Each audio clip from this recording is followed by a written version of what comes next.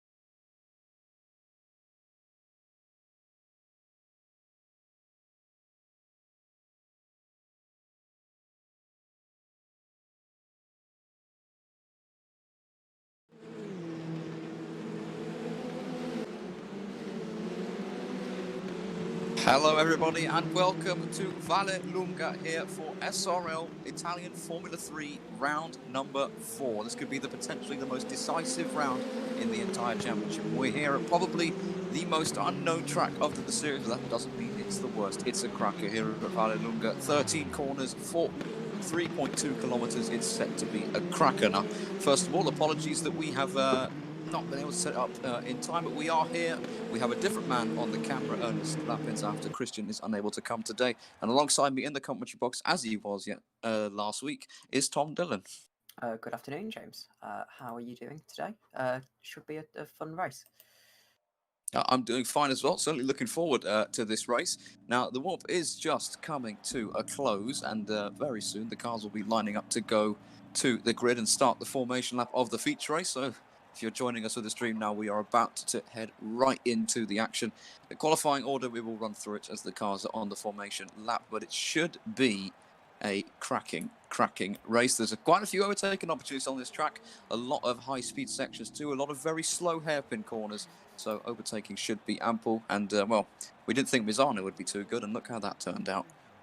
So anything should be possible here. But let's talk a bit about the championship as well, because we have Carlos Martin in the lead of the championship by some distance, Netrex in the lead of the championship by some distance, and both titles can be sealed today. Do you think they're going to do it? No, I think Netrex have been extremely dominant all season, and with Val's driver issues throughout the week, I think it's going to be quite easy for Netrex overall. Yeah, Damien Scorrowan pulled out of the league, the man second in the championship, the closest contender to Carlos Martin pulling out, which means his teammate, Danny Van Der Neer, is now probably the only man who could realistically stop him. But for that, he has to beat him convincingly. Martin has to have a bit of a shocker for that to be the case. And Netrex, I think, they should quite comfortably wrap up the constructors today. And we might be crowning our first RF2 champion, the drivers as well. So we're on board with Val here, and we can take you through a bit of this track now. As we said in the intro, it's quite an unknown track compared to the others. Of course, 3 of the 5 tracks on this calendar have been raced in Formula 1 before. This track is relatively new compared to all this. The latest part of the track, we're not using it today, but it was constructed in 2004, so quite recently. But we're cutting that part of the track. You can see the cones on the left. That's where you would go on the normal layout. Now it's a big rise up the hill through the crest, through this left-hander. It's completely blind. Hold your breath and into this tight hairpin now, second gear. Really hug the apex and let the car go wide, flick to the other side, and now an even tighter hairpin. First gear corner, this one. Flying through there. This is Amari Watson we're looking at. I think I've been expecting slightly more from Amari Watson this season. He He still has a bit to prove, but I think it's possible for him to do it. We're now navigating a few small corners, and now this last corner here, it's fast, it's off camber. He has to hold this apex now. It's very bumpy as well, much like Misano's. Runs it nice and out wide and over the line to start the lap. But Vallelunga literally translates to Long Valley, so that's our picturesque setting for today's race. But should be good. I think I was watching before the stream. I was watching some of Alex Hallows' on board, and you can really see when you watch the onboards of how bumpy some parts of this track is, especially down this section next to the cliff. It's going to be a massive challenge for the drivers, as we can see there with Jake. Things like that going to happen during the race. And we have, speaking of the race, we are into the session now. Warm-up is completed, and the drivers have 25 seconds to make their way to the formation lap. And now is the time to remind ourselves of the starting lap. So it was Danny van der Neer who put his Netrex car on pole position. He did exactly what he needs to do to keep his championship fight alive. Omar Gauji second, Wesley Burkhardt third, and Omari Watson fourth. So all three of the Valles in the top four. Carlos Martin lined up in 5th place. So that's where that man lines up. He is, of course, in lead on the... according to Anthony, I do apologise to cut in there, James. This is incorrect, this grid order. Oh, this grid order is incorrect? Yes, this is not what the grid order is. We do apologise for the issues. It's we've got a new person on the cameras today in Ernest, and we're just having a few teething issues. Right, and let's not throw Ernest under the bus too much. It is his first outing. But well, yeah, here's your correct order. So it wasn't Vangolin on pole, it was Ivanov on pole, and it was Sven Gillerhood who put his Mazda Motorsports in second position. Of course, he won a race this season at Mugello. Carlos Martin is 5th. Danny van der Neer is in fact in 6th place. So that's where he needs. So he needs to get in front of Martin very quickly. Jurika Slobinac is 9th. Indrek Remitz in 10th. Jake Denahan 11th. And Omari Watson is in 12th. So Valle don't have all three cars in the top 4. Harry Smith, the first Iris in 13th. A significantly better qualifying session for Iris this time around. Chris de Jong 14th. Jesper Eriksson is Smith's teammate 15th. And Moscato 16th. Then it's the first Excenza of Kenny Singleton. Albert Blanc made me lose my voice 1 week ago in the sprint race. He lines up in 18th. Jürgen van Bergen 19th in the other Brent car, and Parker Nightball at 20th. Alex Hallows 21st for Ozone Motorsports. Pavel Pankiewicz is 22nd for Excenza. 23rd Massim Riboli, 24th Jeff Closer. All three Irises qualifying for a race for the first time this season. Likewise with Excenza. 25th for Kevin Features, 26th Sean Jones, 27th for Samuel Barnett, with an all Simden Engineering 13th row of the grid. Ryan Mazumda, his teammate second, 1 position off first. He is 29th, 1 position off last, which is filled by Karol Jablonski in 30th position for Gillette Grand Prix. And just as that has ended, the cars have come to the end of the formation lap. Rather short lap around here, it's only about 3 kilometres. It's Victor Ivanov, he's taken another pole position. I believe he was on pole last week. That is, there's a few cars starting for the pits. It is one of the Excenzas, and I think maybe that's because he didn't RSVP for the race. But I don't know. We'll have to see. But that is already a big compromise for him. So we are waiting. Got a penalty apparently for. Might have a penalty, yeah. I imagine. Yeah. So at the back, the last cars are moving into position. We are all set to go racing. Round 4 of 5. 4 more races ahead of us, 2 here today, and we are go. It is underway, and Victor Ivanov has had a poor start, and Sven Gillerhood is getting right up alongside and coming into this first corner. It's a long blast down towards it, and Gillerhood on the outside, and the Valle fancies having this one as well. They might go 3 wide into the first proper break, so they're all through the first corner safely, and indeed Ivanov is defending the inside harshly, and they are 3 wide. They are 3 wide coming into the first corner. Can they all make it through? No, Gillerhood goes off the circuit onto that green concrete bit on the outside, loses a few places, one to the Netrex car, one to the FP car. It's Victor Ivanov who's protected his lead, but this long bit of flat-out racing here, it's going to produce an opportunity for the Valle to go up the inside, but no, he backs out of it, and it's Victor Ivanov who holds the lead. That is the Valle in second place. That a Ozone car up into third place.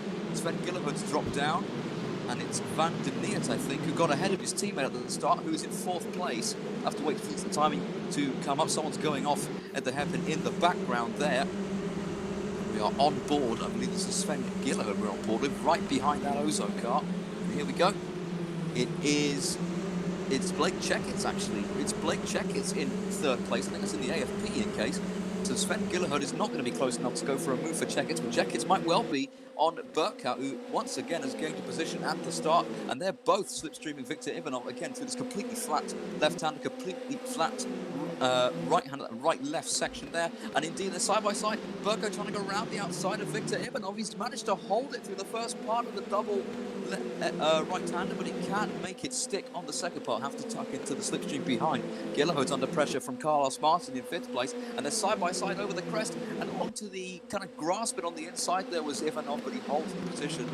He's just putting his car in all the right places, and Burkhardt can't find a way through. And do you think, if he keeps doing that, if you keep holding the middle of the road, do you think they'll be able to pass Tom? It looks like Ivanov's got this one sorted. Well, basically parking your car in the middle of the road is probably the best way to defend. It's more effective than going down the inside. The reason people don't employ the tactic more often is because it sort of invites really adventurous moves from the cars behind, and it requires a lot of guts to go for that particular move. And it looks like we've got a lot of DNFs actually behind. Quite a few, yeah. Alex Hallows, Massey Riboli, Jesper Eriksson, Omari Watson, who we're talking about the intro, all out of the race with only 2 laps complete. We're looking at Pavel Pankovic in the Accenture here, trying to get past. This is Menno de Haan, who's gone from 28th to 15th at the start. That is sensational from him. Pankovic is trying to go around the outside, and he's forced off the road there, and he might have to get this place up to his teammate now. The two Accenture side by side. Singleton backs out of it and lets his teammate back into a definitive position. He's now trying to get round Menno de Haan here. And again, over these crests, it's so difficult to go side by side by the looks of it. Pankovic might fancy this up the inside. He's managed to find the gap. Can de Haan get the good exit?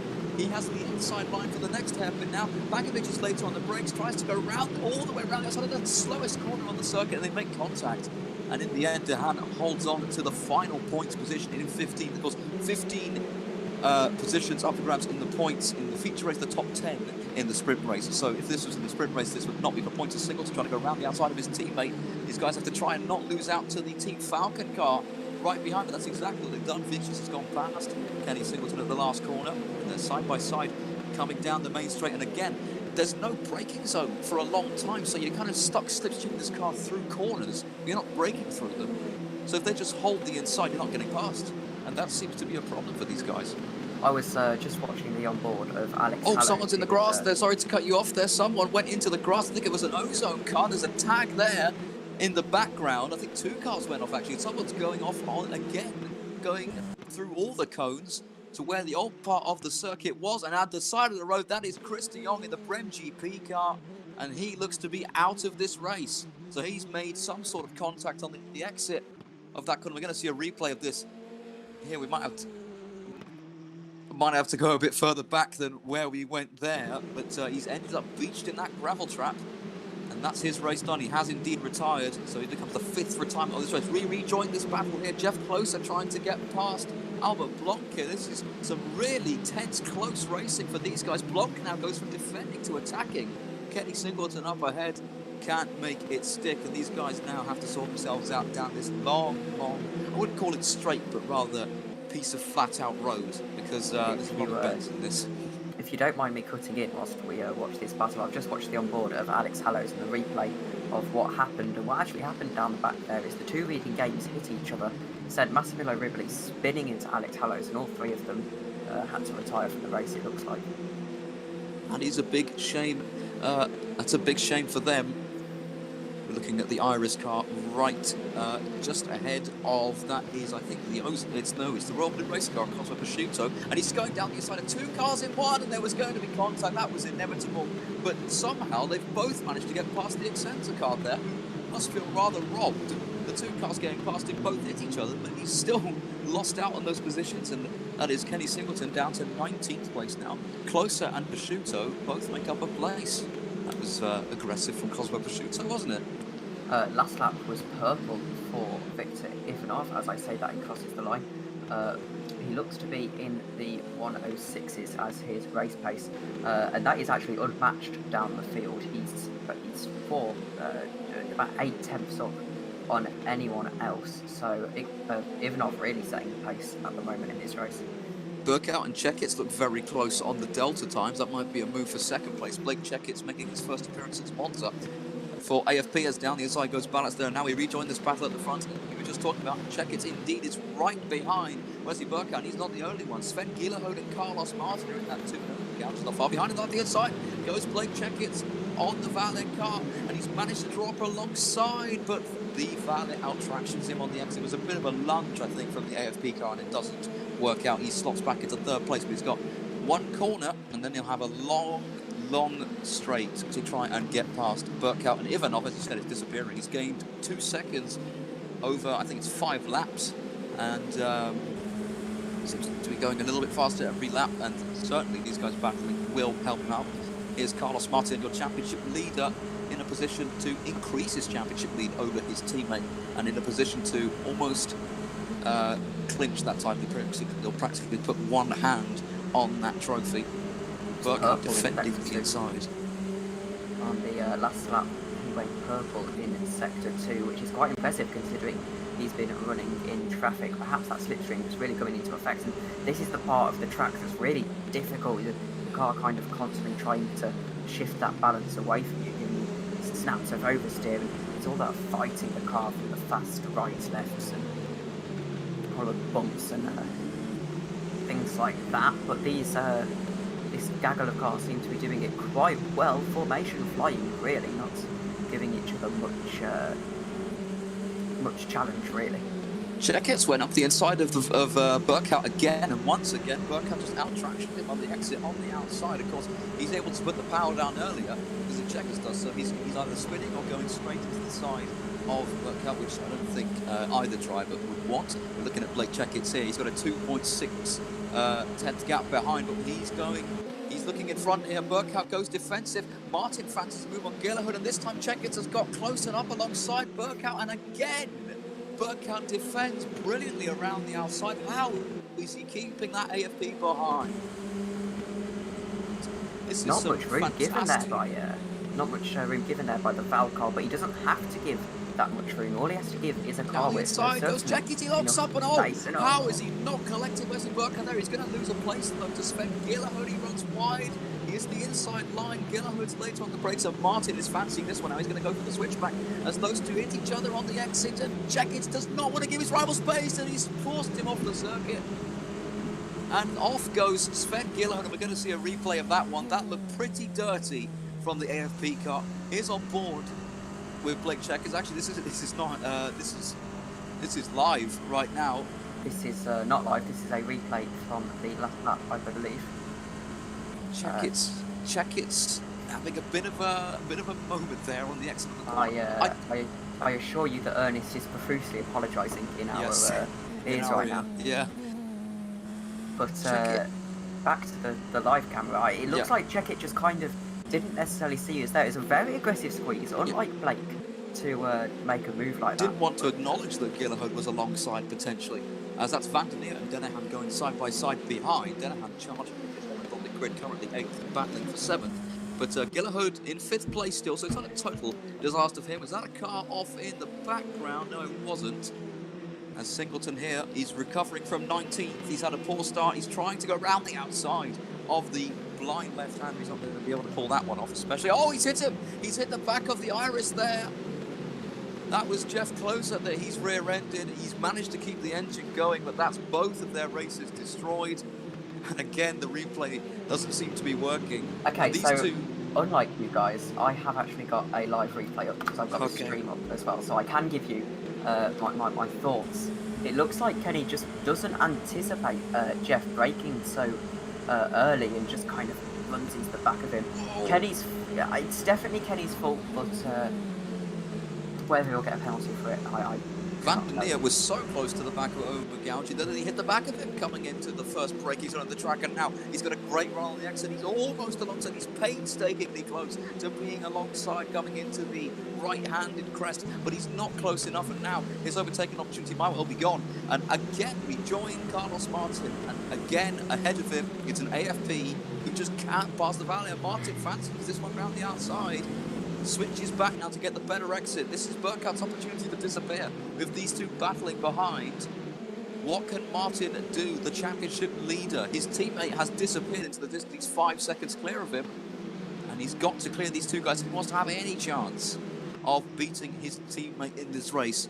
He's so far ahead, we can't even see him in this shot. He's already crossed the line. And in fact, yeah, here he comes. Here comes Carlos Martin. He's bump drafting practically that AFP down this straight. Defensive to the inside goes Checkins. He's going to have to switch to the other side, though, because that's where the braking point is. And now he doesn't go defensive to the inside. Martin tries to go around the outside. Checkins has missed his braking point a little bit there, a bit squirmish. And Martin goes down the inside. They make a bit of contact. They're still side by side on the exit. And again, Checkins is just able to out-drag the Netrex car. And Sven Gillerhood has now entered the race. This is a three-way fight for third place now. Martin again to the outside line. It seems it's so difficult to overtake around here. You just got to put your car on the inside and they're not going to get past. Or if you're Wesley Burkhardt, indeed, just put your car on the outside and they can't get past. Because I don't know how he was able to keep Checkins behind for so long and he's disappeared. He's completely disappeared. He's over a second clear of the chasing pack now. And it's still 4 seconds to the leader from Wesley. If you're enjoying this action, feel free to join us on social media at SRL Racing League. We are very active on our Twitter page and we post updates on all things SRL. So feel free to give us a follow there and here. Carlos Martin again trying to get past Blake Checkins. And oh, Gillerhood's come out of nowhere and Gillerhood fancies this. He's got the inside line. They might go 3 wide here. They are 3 wide. It's 3 wide for third place. Martin trying to go around the outside of Gillerhood. Gillerhood's trying to nudge his rival out of the way, trying to get to the inside, but he can't. And now he's opened the door for Carlos Martin. Is he going to shut the door on him as they go for the corner? In fact, he cleared it before they got there. And Checkins now has a different car trying to get past, and that's Sven Gillerhood, who he's had an incident with already in this race, so that's already going to be a bit of red mist in the air. So can Gillerhood on the second try of asking get past Blake Checkins? He's got 11 minutes to do so. We are half distance in this race. Victor Ivanov leads by a comfortable 4.2 seconds over the Valley West Burkout, and the battle for third is what we've been watching. Here's Jake Denahan still stuck behind Owen McGaugy in 7th place in the other Valley. Let's see what he can do. Amari Watson, of course, retired on the first lap of this race in a multi-car incident. There's 2 Valleys left in this race, and one of them is under attack from Denahan. The other one Burkhardt did manage to build that gap up, and I don't think he's going to be caught by Checkins. Denahan's trying to go around the outside. That's going to give him the inside line here. He's got that crucial inside line. McGaugy tries to hold it around the side. He's done well, McGaugy. To be fair to him, he's held it. He's held the place. Valles just can't be overtaken in this race by the looks of it. They're definitely driving the widest Formula 3 cars I have ever seen, and you can just see how fast they are able to take these sweeping corners, and that's really adding to the difficulty. As Anthony's reminding me that currently it would be 12th on pole position for the second race in 10 minutes and 38 seconds time, and oh, that's a car on the That's a lapped car. That's a lapped car getting out of the way. I think that's probably the best way to do it, if we're honest, because he has a massive upper coming through, and Carlos Martin has sensed the opportunity to go down the inside of the last corner. He's going to tap the back of Sven Gillerhood through there, and he's not quite able to get past. That was mind-numbingly close between those two, and now he's got the slipstream here, Martin. He's trying to get past Gillerhood, who himself has got a good slipstream from Checkins, and this might actually be ideal for him because he's going to catch up to him right as they get to the breakaway. Can he surprise Blake Checkins? No, he's a little bit too far back, and Danny van der Neer, Carlos Martin's teammate, is right behind.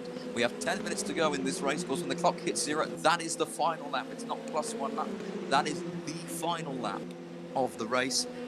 And Gillerhood presented a bit of an opportunity for Martin to get past there, but he didn't take it. And again, we've got the cars so close together, but unable to go through, and that's wide by Checkins again in contact to him and Gillerhood. And once again, Gillerhood comes off worst, and not 1 but 2 Netrexes pass him now, unless he can somehow deal with Danny van der Neer. He's been in this position before. Van der Neer gives him just enough room. They're side by side through the chicane, but Van der Neer gets through, and Gillerhood loses 2 places again because of making contact with Blake Checkins. And I don't know if Checkins closed the door on him or if Gillerhood put too much speed in, but my guess would be Checkins closed the door on him halfway around that corner.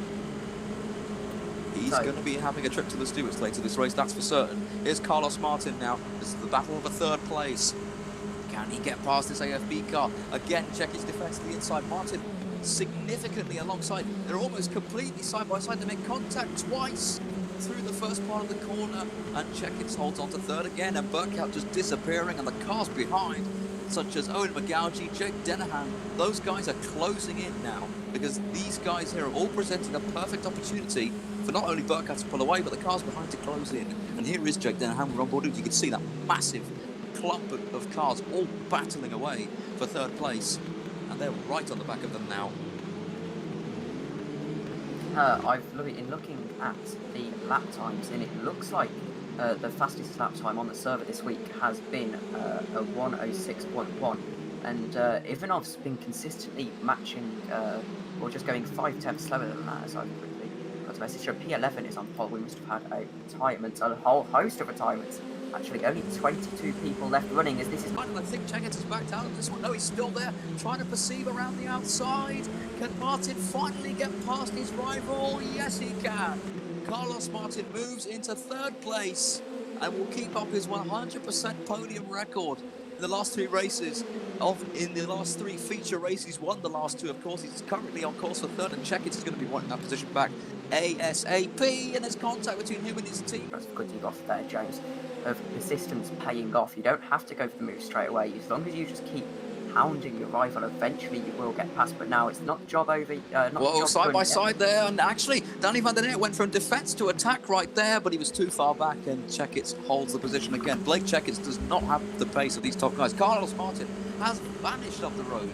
He's completely vanished. He's over a 1 second clear already, 1.5 seconds to be exact. Gillo's got a great run through. He's going to fancy van der Neer into this corner. Again, van der Neer positioned his car exactly where he needs to go. And once again, Blake Checkitts goes wide. Contact between him and van der Neer. And off onto the grass this time goes Checkitts, and he's faced the wrong way. All 3 of them. All 3 of them have come together. Blake Checkitts, Sven Gillo, and Danny van der Neer. And Checkitts has come off worse and might actually drop out of the points here. We're going to try getting the replay to work, and again it doesn't work, and Checkitts has actually retired from this race. He's been running in the top 3 for the majority of it, but now he's going to score no points and be at the back of the grid for the sprint race. He wasn't in contention for the championship anyway, but he certainly could have got top 10 if he had just kept up results like that for the rest of the season. And that looked like Checkitts just ran wide, lost it, and then came back on the circuit the wrong way, of course, out of control, and collected van der Neer, who's actually not lost out too much time. He's trying to immediately reclaim 4th place from Owen McGougy, who just swept through from 7th to 4th. Can van der Neer do anything to get past? Now, Gillahode has dropped down to 9th, so still in the points. Of course, Checkitts has retired from this race, and they're trying to go around the outside through that crest, unable to do so, and now coming into, I think it's turn 9 that they're into now. He's going to try and go around the outside. No, he's too far back. That Valley in exactly the right place through that corner. Seems if you can learn how to defend on this track, it's going to be impossible to pass. Someone was going wide through turn 9 just behind us. Now, the chicane, there's 1 corner to go on the lap. Van der Neer trying to get a good run through here so he can shoot off the corner, if you like, and go for a pass on Owen McGougy. He's got a big gap up ahead, though, so I think that podium is pretty much secured. He's very close in. Again, defensive goes the Valet. Can van der Neer sweep around the outside with 5 minutes to go in this race? They're completely side by side through the first 2 corners into turn 3. Can van der Neer do anything here? No, he gives it up. Oh, he's going for a switchback actually, but no, it's too bumpy. It's too bumpy there. You just can't align your car the way you want to. Here's Diogo Moscato under pressure from Jurika Slovinac, who dropped from 6th to no, that was Cosmo Prosciutto, my bad. Prosciutto dropped all the way down to 19th, and I think actually no, he's retired from this race. We have 8 cars, who have 9 cars even, who have retired from this race. Meanwhile, if we could quickly get a view of this, Van Bergen has got no front wing. He's going to have to crawl back to the pits. I'm not sure. He's down in 15th. Here is Jürgen van Bergen in the Brem GP car. Now, he was in the points. He's just dropped out of them, so he's lost his front wing. And I wonder where that's happened. I think he was battling with Rimitz. I think that would have been for 8th position. Here's a look at Kenny Singleton in 14th. He's worked his way back up into the points. His teammate right behind him as well, and he's trying to get back past Jeff Closer. Now, the last time this happened, he punted Closer off. So, is there going to be a different result? As Closer goes wide, he's not going to get a good exit at all. Singleton pounces. He might well pass before he even gets to the corner. Yes, we do apologise for any issues there. The Ascenso is trying his best to get past Jeff, but Jeff's not giving him much, or giving him a massive challenge, actually squeezing him. And that is will have the inside line for the braking, that crucial first braking zone, but he's not so very alongside, and Closer indeed is able to shut the door on him and hold 13th place. And maybe Singleton will be ruined not being a little bit later on the brakes, because it was a prime opportunity to get past. And Danny van der Neer has gone into fourth place ahead of Owen McGaugy. That's coming into the hairpin. Those guys scuffling away. It's Victor Ivanov. It's the fastest lap of the race with only a matter of laps to go. And here is your man, Victor Ivanov. Took pole position, almost lost the lead into turn 3, but since then has been absolutely flawless and has built a healthy 9-second lead over Wesley Burkhout. Here's Sven Gillerhoed. He's been taken out not once, not twice, but 3 times by Blake Jenkins in this race, and yet still holds 9th. Here's Jurika Slobinac in the Royal Blue Racing Car, trying to get past Moscato. We saw this battle a few laps ago. That's McGaugy, Van der Neert up ahead, and Slobinac might fancy this down this one. That was going to be a hell of a gutsy move, but he backs out of it. Side by side behind, though, that's between Gillerhoed and Rimitz, and Rimitz just holds on for the time being in 8th place. Fastest lap of the race for Victor Ivanov, a 106.5, 4/10 off the fastest hot lap of the week. Wesley Burkhout is being caught by Carlos Martin. That gap now 2.3 seconds. Indeed. Carlos Martin with actually 6/10 faster on previous lap than his rival. It looks like he's actually looking after his tyres better, according to my Ivanov time. goes fastest again, a 1 minute 6.400. That is an astonishing lap from the Netrex driver. What season could have been? He was involved in many scuffles, retired early on last time out at Misano, but he's had the pace. He won the PST race, of course. As we are on the penultimate lap of the race, it might be too little. Good run on Moscato here from Slobinac, better than the last lap, that's for sure. Moscato doesn't properly defend the inside. Now he's sort of moving, but Slobinac has found the gap. Moscato's a bit late on the brakes, he runs off the circuit, and Slobinac bumpily goes through and into 6th place. And Rimitz is going to fancy a look on these guys too. Moscato still there though with the slipstream, but if Slobinac positions, oh, they hit each other over the crest there, and Rimitz has now gone alongside the Santa car. Can he go round the outside through turn? That'll be a hell of a move he can do. Not quite. Moscato cuts him off on the exit. And just a quick heads up, as a result of the developments in the DNF's 10th place is now in first grid polls. That's Jake Denham on pole position as it stands. And Sven Gillerhoed will be second on the grid as he was in the feature races. We've started the final lap of the race for our leaders. I think these guys will just about clock one more lap. It's a further 5/10 gain for Carlos Martin on the previous lap, as this is Menno Dahan going for a move on the Reading Game car, and he takes him out. They're braking. He's taken out the Reading Game car. That is Sean Jones, who's been unceremoniously punted into the water. Dahan going for a move immediately. That's on his teammate. And this time, I think, oh no, he's made contact with his teammate as well. So that might be a trick to the stewarding office for Menno Dahan. He's going to finish in 16th if it stays as it is for a few more corners. Here's the battle for this is 8th position. Indrik Rimitz up against Diogo Moscato, who's lost out to Sven Gillerhoed, and Moscato all out of shape but going wide. And as this is happening, Victor Ivanov has negotiated the final few corners, and Victor Ivanov will cross the line and take the win. For the first time since PST, the Netrex car Victor Ivanov wins a race, and this time it is official. And most importantly, Paul Pancras is on pole position for the sprint race here.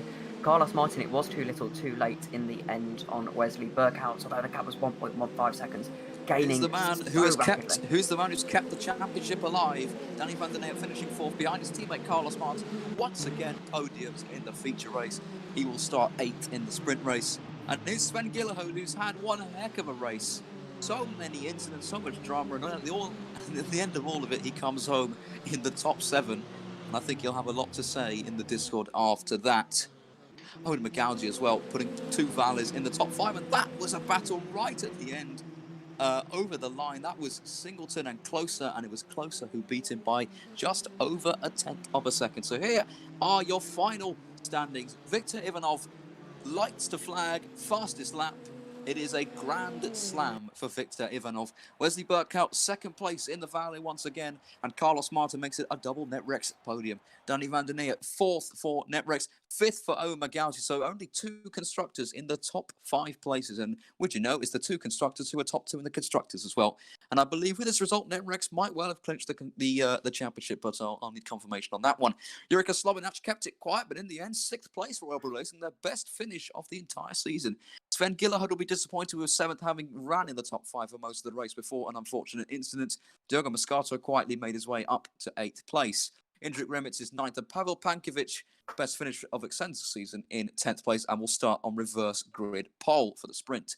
Jake Dennehan, 11th for Santon, exactly where he qualified, in fact, and he's followed by the two irises of Harry Smith and Jeff Closer, who pipped Kenny Singleton to 13th at the line. Parker Nyborg makes it a triple points finish for Accenture for the first time this season. Sean Jones will be very disappointed in 16th, especially with that contact on the last lap, and in fact didn't make the flag. Samuel Ballett's finishing behind Kevin Vichers in 80th place, and actually I think we've had a bit of a bug on the overlay there. There were a few positions in between, and you can have another look at it, and no, it's not going to fix itself, but we can read out all the DNFs that we had. Here's the last page of them. Ryan Mazumda, and it has a mind of its own here. It's switching back and forth. Here's all the DNFs that we can comfortably note down. Ryan Mazumda, Albert Blanc, Cosmo Prosciutto, Chris de Jong, Alex Hallows, Massi Riboli, Jesper Eriksson, and Amari Watson, all DNFing from the race. I believe that is Jesper Eriksson's 5th DNF of the season. Not ideal from him, as we can see. Driver A, Driver B, and Driver C. I'm not sure who Kimi they are. Räikkönen having to defend from last name and last name. It's very, very interesting overlay machine. All from the A team, running 4 drivers there. Interestingly, not sure that's particularly in the rule book. So if you needed another rundown, so it was Menno de Haan and Jablonski who we missed in 16th and 17th. But if you need a rundown of the order, here it is on your left. It's in a bit smaller text as we have entered the second warm-up in preparation for the sprint race. Yeah, of course, that warm-up, we are in warm-up now, but that's the order from the race. It will change as people set lap times. So take your screenshots or whatever, as Moscato has gone on track. So yeah, he's going to be right at the top very shortly. But it'll be Pavel Pankovic. Okay, it will be Pavel Pankovic on pole position for the sprint race. Now, the last time that happened for Accenture, it was last week, and it ended up in a DNF for Kenny Singleton.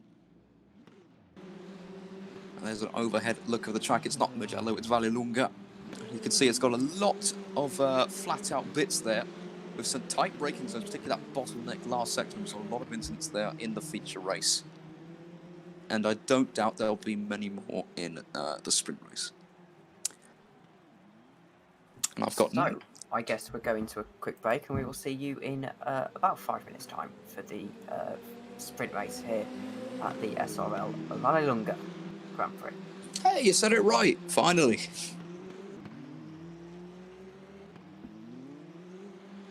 I mean, we'll just ignore that I literally have never said the name in my life. I disagree. Last week I had to embarrassingly correct you because you said Vallelunga. I don't care about Italian pronunciations. Hey! British people, huh? I say that I'm also from the UK, so I don't have very much of a saying in that. Oh, we're not muted. Hello, everyone. Oh, we could keep it on mute, and that was we're just having a friendly conversation, I think, because there's not much happening on track. We could talk about again, Carlos Martin on the podium once more, and if the results go his way, he could win the championship in this sprint race. And I'll have to quickly try and calculate the points, but it looks good. Looks very good for him right now. So coming into this event, he had not 46 points. That was before. Where is it?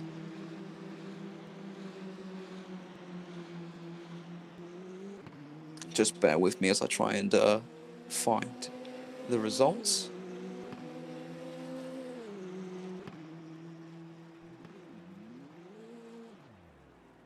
There we go, found them. So, He had 71 points. Damien Scarwin had 50s, but he has withdrawn from the championship. So it's Danny van der Neert next up, and he was on 40 points. And in fact, Wesley Burkhout will have overtaken him in the championship. So if I just quickly pop up the point scoring chart. So there was a 33-point gap between Burkhout and Carlos Martin coming into the event. So it might well be clinched already. I have to give compensation. It would be a bit of an anticlimax if it was clinched.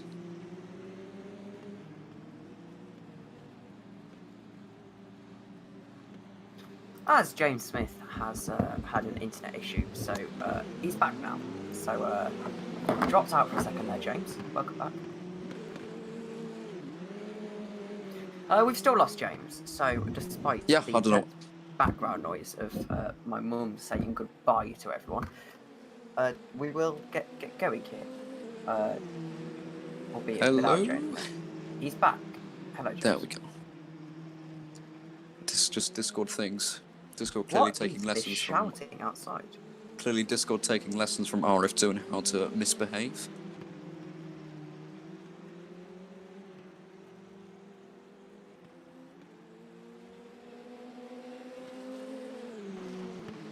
Okay, Ernest just having a quick change of his bit rate.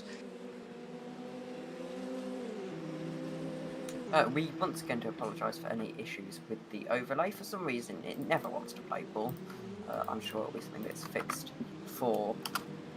I was going to spoil something, but we're not going to say anything. Because that would have ended badly. In fact, I'm just going to double check what I wanted to talk about has actually been. Oh yeah, okay, so Anthony has actually officially announced the Indy 500, Indy 2. Whatever. Yes, he has. So the Indy 500 will take place in 20 days on the 1st of November. First proper non-official single event. Of course, this championship has 5 races. This is just the one. The 31st of October, actually, Halloween. 31st of October, even. So it will be Indy 250, so 100 laps of the Brickyard. And interestingly, it's also ERC Le Mans, so drivers getting an opportunity to get 2 out of 3 in the Triple Crown. In the Triple Crown. On the same day. Although, depending on who you ask if it counts. Yes. We have to find someone to organise a Monaco Grand Prix as well, then. I mean, FSR have one. I mean, I'm not sure whether our Indy 250 would.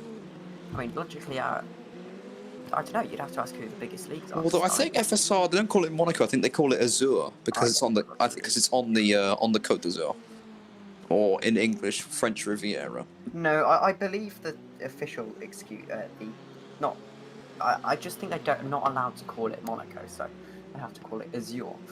I mean, I like the name Azur. Don't get me wrong. It's a very nice name, but funny seeing the commentators trying to not call it Monaco. Yeah, I mean, yeah, I guess. Getting used to it, you should be there. Okay, so we've got some championship information for you. If Carlos scores 9 more points than Wesley and 7 more than Danny, he is CJ Hamp, according to Anthony. TJ Hamp, or an English champion. Here we go then. Sprint race has been, well, the session has been commenced, so the cars are now going to have to make their way to the grid. There is the man of the moment, Pavel Pankovic, lining up on pole position. He's only qualified for 3 races in this championship, didn't qualify for Mugello, and he's never started higher than 20th. But here he is on pole, so pretty good way to start your first race higher than 20th, don't you think? So, interestingly, to put it into perspective for the viewers, third gets 10 points, second 12, and first 15 points. So it's going to be a case of Wesley having to finish in the top 3, and then Danny having to finish, to finish third. So say for instance Carlos finishes third, then Danny has to finish 8th, or can't finish 8th or below. You can see Wesley very much in a sandwich of net wrecks. So he's got 1 behind him and 2 in front of him, so that's going to be quite intimidating, I think, for him. That's also assuming that Wesley doesn't score, it should be mentioned. Yes, but I think Wesley should not have too much difficulty sticking with those net wrecks. Of course, he's got the fastest net wrecks starting behind him, so if you can keep him there, he's already shown to be a supreme defender of position.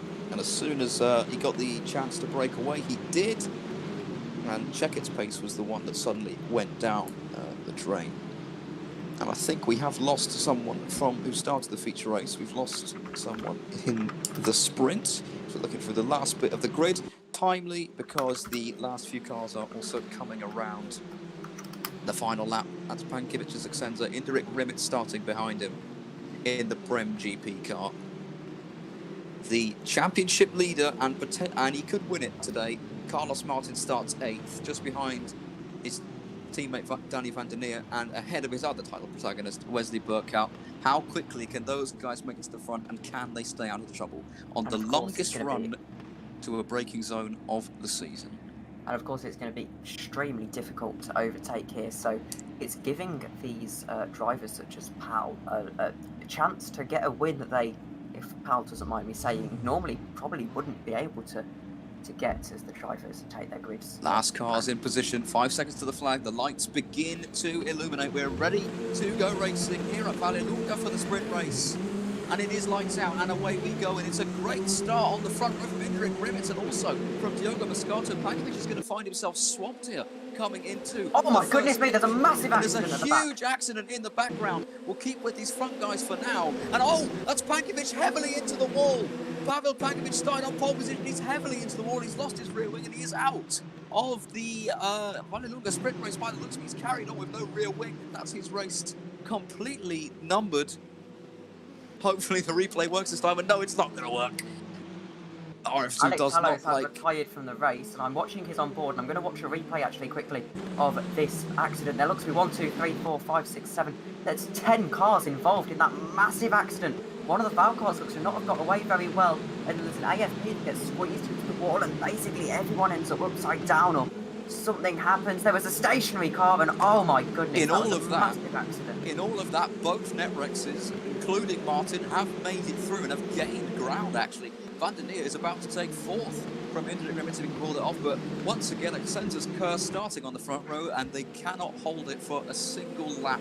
And it's taken out by the crucial is that Wesley Burkhout is out of the race, meaning... Oh, Burkhout's out? No, yeah, we missed that then. So Burkhout's out of the race. Which means if Carlos Martin gets into 3rd position, all he has to do is score 7 more than... His teammate doesn't score as well. His teammate also has to have his teammate would say, stinker 8th or lower. And in all of this, Sven Gillehode has found himself in the lead of the race that he maybe should have been in. He maybe should have been in the lead of the race at the end of the first corner of the first lap, but he wasn't. Now he is in the lead. His Viktor Ivanov won the feature race, currently 8th position, right behind Jurek Slovinac and the Royal Blue car. We still have 30 minutes to go, and actually, Tom, if you could maybe try and find out what happened on the run down to the first corner, but yeah, massive drama off the line. All right, we'll see a replay at the end of the race, says our trusty cameraman. But it's after 2 laps, Sven Gillehode leading from Diogo Moscato. Owen McGaugy 3rd again, just picking his way through the chaos in 3rd place. Danny van der Neer 4th, Carlos Martin 5th. That's your top 5 at the end of the 2nd lap.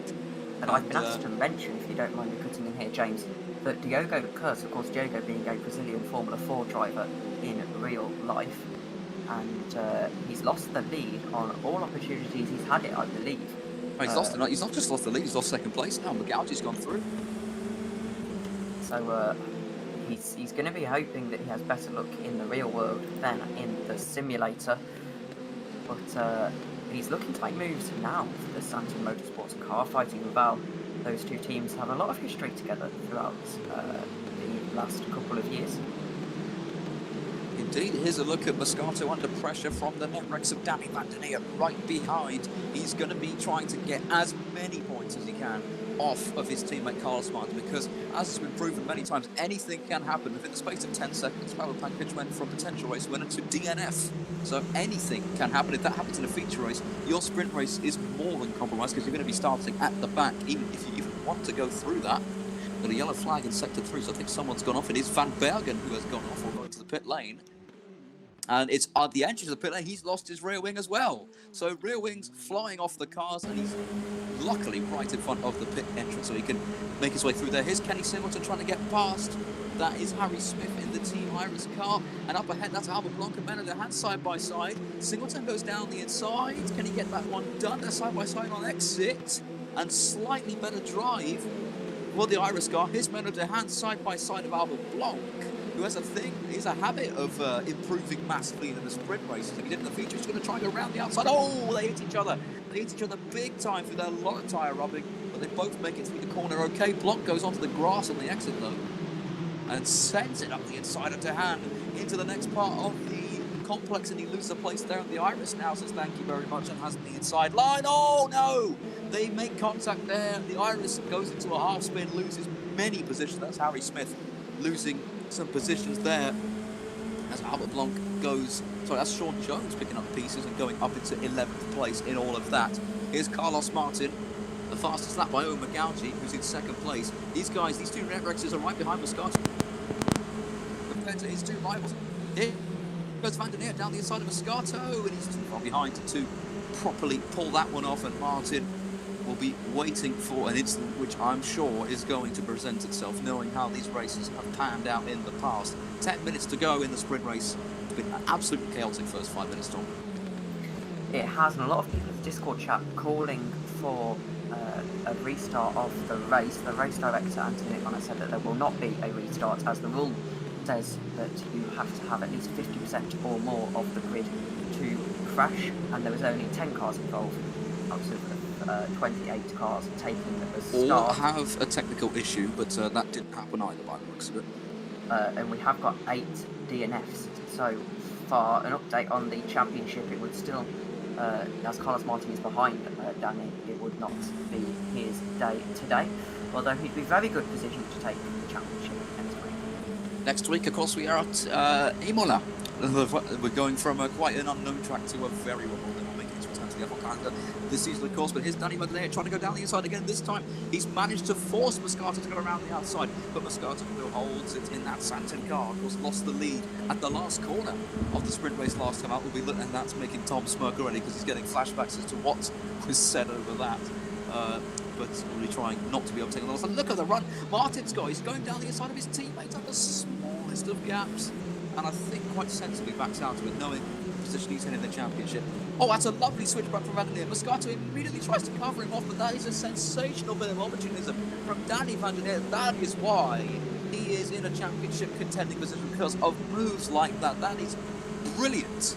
Nothing short of spectacular from Danny Van der Neer with the dummy, and then the outbreaking down the inside. Great pass, probably the best we've seen all day, and he now can go chase after Sven Gillehern and Owen McGaughey. It's going to be difficult for him to win the race, but despite the fact that it's his teammate, I don't think he'll want Carlos Martin to pass Diogo Moscato anytime soon. No, but it might well happen. Might well happen. Martin is down the inside. He's forced Moscato to the outside again, but once again, so hard to overtake inside or outside of that corner. It looks impossible. Nobody, I think, apart from who is it who took third off Checkers? It was Martin. It was Carlos Martin. He was the. I think he's the only car we've seen on camera get that corner correct so as to pick up a place. Martin here trying to go around the outside of Diogo Moscato. He's going to get the better exit. Moscato's going to have to acknowledge there's going to be a sensational pass.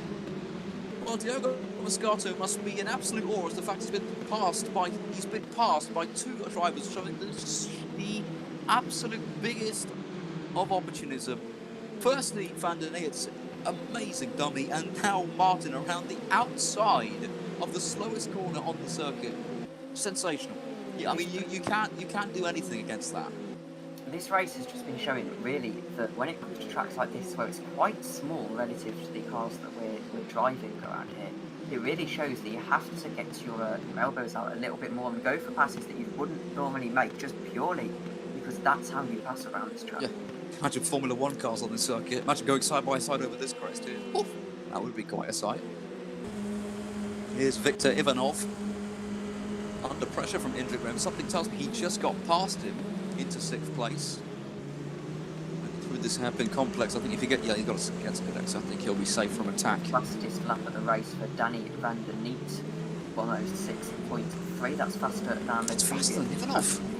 Wow. I don't think he's going to be giving way to this championship anytime soon unless he has an accident. And he's certainly within range of Owen McGougy to pick up a place, and we know he can overtake in that corner. Menno de Haan had an incident in second, that's why the yellow flag popped up there. And Carlos Martin has now set the fastest number 1 minute 4.1. No, it is a 3. Sorry, I can't read properly. I have glasses for a reason. Here's Owen McGougy. Is Danny van der Neer up his inside? I think he is, because he's been forced to go wide here. And you can maybe see a Netrex pop its front wing through on the inside. Are they side by side coming up the crest? No, they're not. McGougy cuts back on the Netrex, who is right behind him. Now, this is as exciting for us as it is for him. And down the inside, I think has gone back there. No, he hasn't. He's backed out of it. He's right behind that Valle car, that bright yellow Valle car. You can say this is Valle's home race, because a Valle in Italy, in Vallelunga, I think it doesn't get much more of a home race than that, when your team name is quite literally in the name of the racetrack. Yeah, I mean, I would like to see how the yellow cars that we all like would have any relation to a cliff face, but it's a nice name nonetheless. It is. And here's Sean Jones under pressure from, that's for the final points position actually, from the extension of Kenny Singleton. Here's 7th place, Indyrek Rimmington up ahead. That's side by side, that's for 5th place. That's Moscato being passed by the 3rd Netrex, and Ivanov passes him before they even get to the braking zone. So Moscato has been passed first by van der Neer, then by Martin, and then by Ivanov. Van der Neer has taken 2nd place. He's got past Owen McGougy. So that's a big development for the championship. That's the Iris. That's Harry Smith getting out of the way of everybody, I think, in 16th place. That's fair play to Harry Smith there, getting out of the way. And that's Carlos Martin. That's Carlos Martin. He's lost his front wing. Carlos Martin, the championship leader, has thrown it away. And he's out of the race. He's out. He's out of the race. So he's not going to be scoring any points at all in the sprint race. And Danny van der Neer must have seen that. And this is a huge opportunity for him to close that gap in the championship, which means Wesley Burkhout is also still in the championship hunt too. That must be noted as well. Carlos Martin still in the driving seat though, and would get the points lead. This is a huge championship development. Moscato's about to be passed again. This is Indyrek Rimmington. Down the inside of a flat-out corner. That was really impressive. He's found the inside line, and now for the braking zone, that decisive inside line isn't going to work for him. Moscato does well, though. Holds on nicely and holds on to 5th place. Rimmington couldn't make it count. And now, here comes Jurika Slobinac in the Royal Blue Racing car. Not quite able to get past into the crest. Excuse me there. This battle, Moscato's gone in deep. That might give an opportunity to Rimmington. No, he closed the door on him. But some very good racing all the way up and down the field today. These guys might have to be looking over their shoulder a little bit, because Albert Blanc has been steadily closing in on these guys in the last few laps. He's in 8th position right now, the SRL privateer. So, Danny van der Neet will have a 25 gap to close if it stays as it is heading into the final 2 rounds. The maximum you can get per weekend is 40 points. It's going to be very, very close indeed. Can I just say, this will be Sven Gillerhode's 2nd sprint race win. He might be the 2007 Kimi Räikkönen of this season, because I think he might actually be in championship contention. Here's Ivanov trying to go around the outside of the Valle car at one of the most notoriously difficult parts of the track to do so. He's managed to keep alongside all the way through there, but he's on the outside line again for the crest. He's still hanging on in there, but in the end he backs out of it sensibly, otherwise they were both going straight into the barriers. Rimmington is very aggressively going through there, trying to get past Moscato, not able to do so for the time being. It's getting closer for him though, and look at that, he's so opportunistic. He's looking for every little gap that he can find, but again Moscato just shuts it, just closes it off, and with it the opportunity. There will be 2 laps to go if I am correct. Oh, wide! Rimmington's gone wide, and Slobinac is going to go through into 6th place unless Rimitz can get the slipstream from Moscato up ahead. Slovenach is going defence to the inside. Indeed, Rimitz has the overspeed. You can see because the delta just changed. He's been overtaken again, Slovenach. He's been repassed by Indrik Rimitz. Can he lunge one up the inside into this next corner? No, he's earlier on the brakes. Quite sensible, he's in a good position. And Ivanov still can't get past Magauji. But, oh, they're actually side by side here. Magauji and Ivanov, and it's a carbon copy of the last lap. Magauji sweeping around the outside of the left-handed crest and holding that final podium position. And Ivanov has one more lap to take the fight to it and potentially nab a podium. He got the win in the feature race, so a double podium would be very, very good for him. Of course, his teammate did that last week, but he's not going to do it this week because he lost his front wing and crashed out and pulled over and retired. So heading through sector 2 now, this will in fact be the penultimate lap of the race. We'll have one more lap. I thought Magauji was going off the circuit there. Ivanov pulls to the outside. I think this is the final lap for these guys. Ivanov, he's on the outside in these two corners, and now the inside line, they bang wheels again through the left-hander. Now, can he go around the outside? Victor Ivanov, he's tried this before and it didn't work out. Can he do it this time around? He's got a better exit than he did last time. He's much further alongside the Valley than 2 laps ago. He's going to have to be ballsy. It's the final lap. Can he take 3rd place? He's not backed out of it, but fantastic defending from the Valley car. He switches to the outside as Victor Ivanov. I think Sven Gillehode's going to hold on for the race win here, but this is the battle for 3rd place, the final spot on the podium. Here he is, Sven Gillehode. He's got 1 corner to go. Ivanov, I think, might have to settle for 4th place here. It will be Sven Gillehode round the final corner. He surprised everybody to win the sprint race in Mugello. He's going to do it again. He wins the sprint race at Vallelunga. He takes his 2nd win of the season. 2nd place for Danny van der Neert, who closes the gap on his rival in the championship. And indeed, it's going to be Owen Magauji, a thoroughly deserved podium for Valley. Victor Ivanov 4th, Indrik Rimitz kept out of trouble 5th. Diogo Moscato will be 6th, Albert Blanc 7th. It will be Slovenach who takes 8th. Sean Jones is coming up to the line. There he is to take... Oh, no, sorry, that's not him. That's his teammate. Sean Jones in 9th and Kenny Singleton, the final man to take points, in 10th. What a race. If I do let my bias take over for slight second here, reading game oh so close to closing down that gap on a sensor. The gap is, well, it's 7 points. So, not there yet. We'll see what happens into the final round of the season. Anyway, bias aside, if you don't mind, James, I've got some information on the championship. According to Anthony, Danny will have a 25 gap, 25-point gap to close. The max you can get is 40. Sven will be 36 behind. Wesley will be 33 behind. There's only really 4 in contention for the Drivers' Championship.